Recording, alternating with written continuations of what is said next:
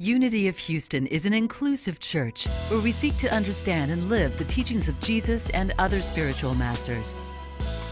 At Unity, we welcome all people from all spiritual paths and every walk of life. We celebrate the diversity of our city and of our world, and we teach love, tolerance, and oneness, seeking to live in harmony with open minds and open hearts. Wherever you are in your spiritual path, you are always welcome at Unity. Join us and discover that the life of your dreams is already within you. Affirm with me, I love and accept myself just as I am. Together, I love and accept myself just as I am. Again, I love and accept myself just as I am. Breathing that in. Noticing if anything got caught in your throat or anything showed up as you shared that and affirm that. Love and accept myself just as I am. I did something a little crazy this week. I don't know. A little daring, a little gutsy for me.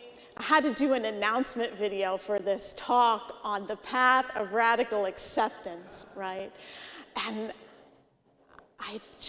we'd just gotten our piano tuned at home, and it sounded so beautiful, and the tuner was playing it, and he was just playing along. It's like, wow, I was just so impressed. And so I had to do this video, and I thought, well, I want to play the piano. I just want to play the piano, and I know I'm not like David or Gary Norrie and anywhere close to that, but I thought I can play something accurately. I did take piano lessons. And I just wanted to do it because what I recognized is that where I struggle with acceptance of myself is when I step into that uncomfortable territory. I'm a little vulnerable, a little exposed, possibility of judgment, you know. And so that's where I see for all of us to just notice where when we're leaning into something that is creative or inspiring or something we want to do, are we giving it away to those who are perfect at it, who are experts, you know, who've trained? I come from a background of theater and music and dance, and so I've spent a lot of time around people who were really quite amazing and perhaps much, much better than me in some regards of you know, what you might consider as perfect, right? And so it's coming into my gift has value, my gift has worth, and I can bring my gift to the altar because God is I am, right? And if I wait, imagine if you waited, if you just waited, oh, I have to wait until I'm worthy, I'm perfect, I'm exactly what God or people or whatever my brain tells me it needs to be, right? And then you never do it. I don't want to get to the end of my life and say, wow, I never even tried because I was too afraid. Can we dare? Can we dare to step into what's next and stumble a bit? Not be perfect. Take a little criticism. Okay, I'll do better next time. Thank you for sharing that with me. I'll keep working on it. I'm a work in progress. Say that with me. I'm a work in progress. Let ourselves be a work in progress. When I teach soul collage, I love teaching soul collage. Sometimes people come and they go, I'm not artistic, scissors, glue, I don't, just try. Just see. Surprise yourself. It doesn't have to be perfect. Perfect in the mind of God or wouldn't exist. God wanted to try it out imperfectly today through you, right? As you. So, what does it mean to love and accept myself just as I am today? Yes, even with those things I wish were different. What's keeping me from doing so? What's keeping you from doing so? We've been doing this series, we just started last week with Tara Brach's book, Radical Acceptance. Reverend Karen spoke about the trance of unworthiness, and so this chapter is about awakening from that trance and what the next step is. And she shares this story of this beautiful great white tiger named Mohini. You heard of this story? It's very rare to see a white tiger like this. They're like a genetic anomaly. And what a beautiful creature. And this tiger lived in the National Zoo in Washington, D.C. for many, many years in a typical tiger cage, a 12 by 12 foot cage. And what the tiger would do every day was pace from corner to corner all day and pace the cage, pace the cage. And finally, the zoo came to a realization that they'd like the tiger to be in a natural habitat, and they designed it. Acres of land for this tiger to explore with the right vegetation, with a pond and trees, just everything you would ever dream for a tiger. And so they removed the cage. They were very excited, big celebration that this tiger would get to experience freedom. And unfortunately, it was too late for Mohini. The tiger found a corner of the area and traced a 12 by 12 foot rectangle, or square, I guess it would be, every day for the rest of its life, and never ventured out into freedom. We know freedom is possible beyond the cage that we've created for ourselves of limitations. Well, I do this, but I don't do that.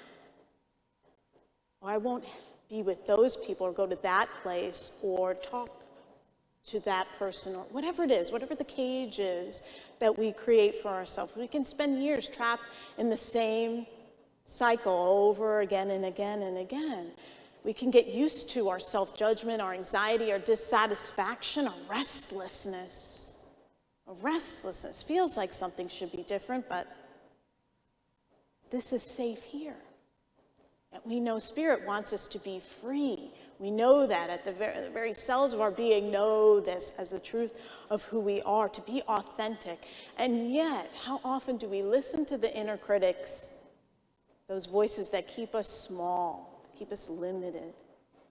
And even if we get the dream career, the dream home, the dream relationship, if our thinking is still in the cage, we won't enjoy it fully the way that we intended to manifest it, because our consciousness is not shifted yet. The truth is, wherever you are, God is. Where I am, God is. Say that with me. Where I am, God is. As you begin to see yourself from essence, with spiritual eyes, you recognize the beauty and rarity of you, just like the white tiger, the beauty and rarity, the uniqueness of what only you could bring to this situation, your necessity. In all of God, you are essential or you wouldn't be here. So the way out of the cage of our thinking is accepting, absolutely accepting everything about ourselves and our lives. What do you think? You think we can do that? Accepting everything. Why? Well, we recognize spiritual law tells us we co-created it, right? We were part of manifesting it. So it's to some degree we chose, mostly, many of us, and probably completely, where we live and what kind of work we do, that kind of thing. Maybe not how everything's unfolded, but just recognizing our choosing involved in that, in the acceptance process.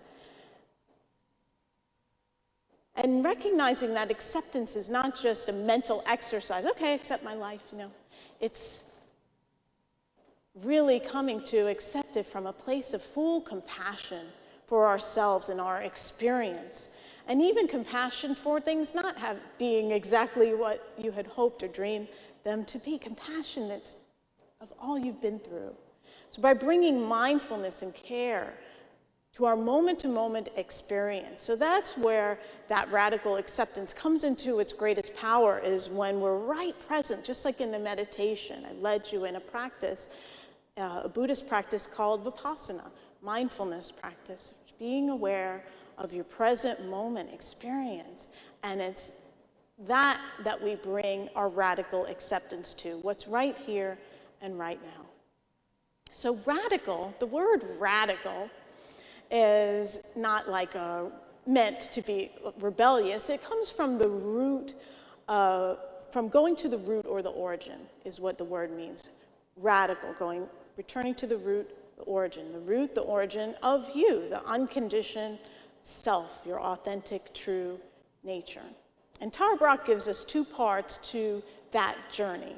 She says that they are the two wings of unfolding acceptance. One wing is seeing clearly, is mindfulness with a kind and open heart, and the other wing is holding our experience with compassion, allowing us to be the great bird that flies free. So seeing clearly with mindfulness what is present, and holding that with compassion, with the heart, letting go, or even just acknowledging and welcoming the judging mind. Okay, thank you. And holding even that with compassion and love, forgiveness, acceptance, leaning into our experience, because how often do we walk around? I thought it was interesting on Sunday, Reverend Michael said that the way, he told a joke and said one of the ways you know you're an adult is if you're a little annoyed all the time. I thought, am I a little annoyed all the time? I got to check in with myself on that. And just leaning in, rather than resisting, that annoyance is that oh, it shouldn't be that way, so it's kind of annoying me. Leaning into life rather than resisting or rejecting our experience. And when we do that, when we come into this radical acceptance, our stories show up in a way that we can gently hold the story, the pain, or the desire, the unfulfilled desire, whatever that happens to be, to hold that in love. Tara shares that many people find radical acceptance through a path of hitting bottom. And 12-step recovery teaches about hitting bottom, and that's when an alcoholic's life spins out of control. And she shares a story of her mom, who was chosen by her college to be honored for lifetime achievement. And she was interviewed by one of the current college students who complimented her on her work for a large nonprofit that was helping people who were struggling with alcoholism. And she shared with Tara when she was asked how she got into this fascinating field, and the student was just so enamored with her. Tara's mother responded to the student, "Barbara dear, I drank my way in." And Tara recalled growing up and seeing her mom numbing her emotional pain with alcohol again and again and again. And her mom had lost meaning in her life, and the only meaning that she was deriving from life was with her family, her love for her family. She realized that it came to a point when Tara was around 16 that her mom came to the realization that those close to her were in their own distress over her drinking, and she found recovery. And so she had to face that suffering directly. That's the first step of the 12 steps. To admit there's a problem, to admit being powerless over the addiction, and recognizing higher power that is the source to bring you through and to allow for the change. So she accepted and became open to her insecurity, her shame around what she had created, that situation in her family and in her life. Tara's mom awakened from the trance, this trance we're talking about of unworthiness, but she had to stop running away from it and numbing herself and be with that pain, be with the pain of not feeling fulfilled.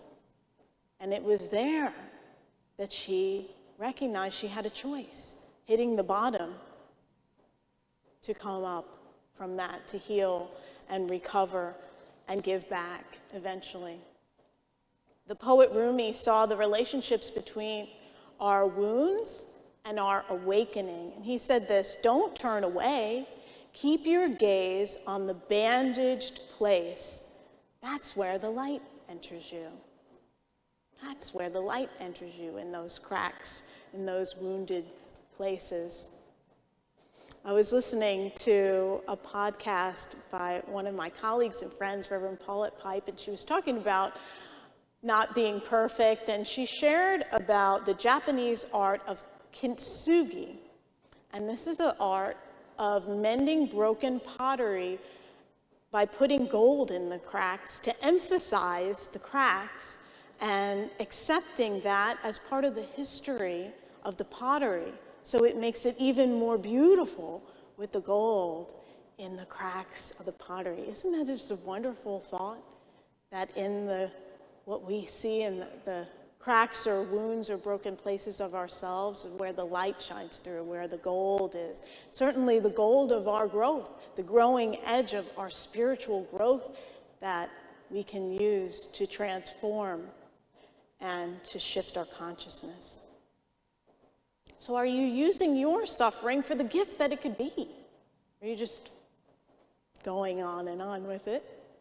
Using it for a gift, for growth, for yourself. So when we use that suffering to open up, we can recognize that the prison that we've made is self-made. And living in it stops us from living fully, from having the wings of the great bird and being free. There are 5 things you need to know about radical acceptance, because these are the questions that Tara Brach got about radical acceptance, and so I'll just briefly go through them so you can have maybe some more clarity about the process for yourself. Radical acceptance is not resignation. It's not like falling into victim consciousness. Oh, my life is this way. Accepting myself, meaning accepting that I'm not good enough, so it's not that. We can get confused into thinking if I accept myself, then I'll lose my desire to change. And actually, what psychologist Carl Rogers said was the curious paradox is that when I accept myself just as I am, then I can change. That's the point where we can consciously make a change, when we fully accepted the reality, the experience, who and what we are and have been. Radical acceptance does not mean defining ourselves by our limitations, and it's not an excuse for withdrawal. So we can tell ourselves we don't have the credentials, so we won't apply for a job. I found very interesting something that I read, that men typically will apply for a job if they meet one of the criteria for the job, and women usually will not apply unless they meet at least 9 out of 10 of the criteria for the job. So recognizing if you meet more than one, are you counting yourself out because you're not 100% what you think they want? Well, maybe that person didn't apply, and you're that person, and you'll grow into those other things, or you'll get some training.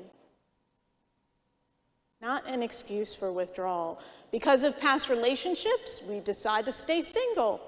Relationships don't work out for me, not going to meet anyone. Or we use physical limitations to limit ourselves. And she tells about Christopher Reeve. Remember his recovery stories in the riding accident? He got paralyzed. And he came to a choice point of whether he wanted to live or not. And he chose to live and to throw himself into his physical therapy and his recovery. And what came out of it was a level of recovery that had not yet been known possible for someone in his condition. Considered formerly impossible. Through his desire, his will, his love for himself and for his family, he threw himself fully into it. Go for it. He went for it. Radical acceptance is not self-indulgence. It's not like I accept that I love ice cream, so hence I will eat it all the time.